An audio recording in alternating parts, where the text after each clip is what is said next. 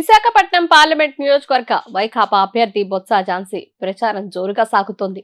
ప్రచారంలో భాగంగా ఝాన్సీ వైకాపా గత 5 సంవత్సరాల్లో అమలు చేసిన సంక్షేమ పథకాల గురించి వివరిస్తూ జగన్ ప్రభుత్వం రాష్ట్రాన్ని అభివృద్ధిలో ముందుకు తీసుకువెళ్లిన విధానాన్ని ప్రజలకు కళ్లకు కట్టినట్లుగా చూపిస్తూ తెలుగుదేశం కూటమి పార్టీలపై తీవ్ర స్థాయిలో విమర్శలు చేస్తూ ఉన్నారు.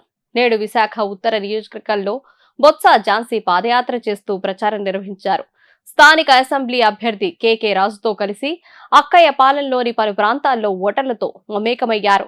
అందరికీ అందుబాటులో ఉండే వైకాపా అభ్యర్థులను గెలిపించుకోవడం ద్వారా అన్ని విధాలుగా బాగుంటుందని ఆమె అన్నారు. ప్రజలు మంగళహారతులు ఇచ్చి తమ అభిమానాన్ని చాటుకున్నారు. వైఎస్ఆర్ సిపికి అండగా ఉంటామని భరోసా ఇచ్చారు. దాదాపు గంటపాటు ఈ వీధులన్నీ జగన్ నినాదంతో మారుమోగాయి. పెద్ద సంఖ్యలో యువత, మహిళలు ఈ పాదయాత్రలో పాల్గొని విజయవంతం చేశారు. ప్రధానంగా అపార్ట్మెంట్లో నివసిస్తున్న అనేక మంది శ్రీమతి ఝాన్సీ గారిని పలకరిస్తూ తమ మద్దతును ప్రకటించారు.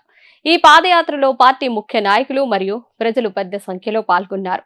విశాఖను పరిపాలనా రాజధానిగా చేస్తామన్న ముఖ్యమంత్రి జగన్మోహన్ రెడ్డి ఆలోచనను ప్రజల్లోకి సమర్థవంతంగా తీసుకువెళ్లాలని బొత్స ఝాన్సీ పిలుపునిచ్చారు. విశాఖ ఉత్తర నియోజకవర్గంలోని ఒక హోటల్లో కార్యకర్తల ఆత్మీయ సమావేశంలో బొత్స ఝాన్సీ ముఖ్య అతిథిగా పాల్గొన్నారు. ఆ సమయంలో ఆమె మాట్లాడుతూ జగన్మోహన్ రెడ్డి గత 5 ఏళ్లుగా చేసిన ప్రజారంజక పాలన, సంక్షేమం పట్ల ప్రజలు సంతృప్తిగా ఉన్నారని, అయితే ప్రతిపక్షాలు కల్లబొల్లి మాటలతో ప్రజలను మభ్యపెట్టడానికి వస్తున్నాయని, వారి అసలు నైజంని ప్రజలకు వివరించాలన్నారు.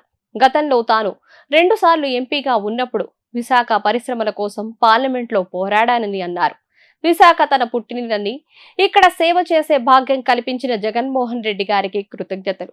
కార్యకర్తలు సుశిక్షితులై సైనికుల్లా ఫ్యాన్ గుర్తుపై ఓటు వేసేందుకు ఓటర్లను సంసిద్ధం చెయ్యాలన్నారు. విశాఖ ఇంత అభివృద్ధి చెందిందంటే అది కేవలం వైఎస్ రాజశేఖర్ రెడ్డి ముఖ్యమంత్రిగా ఉన్న సమయంలో చేసిన కార్యక్రమాల వల్లే అని, మళ్లీ జగన్మోహన్ రెడ్డి పాలనలోనే విశాఖ ప్రాజెక్టులకు మోక్షం కలిగిందని అన్నారు. మరో 10 రోజుల్లో ఎన్నికలు జరుగుతున్నాయని ప్రతి కార్యకర్త ఒక సైనికుడిలా పనిచేసి జగన్మోహన్ రెడ్డిని ముఖ్యమంత్రిని చేసుకోవాలన్నారు. కూటమి కట్టి వచ్చిన పార్టీలు విశాఖపట్నంకి చేసిన అన్యాయాన్ని ప్రజల్లోకి తీసుకువెళ్లాలని పిలుపునిచ్చారు.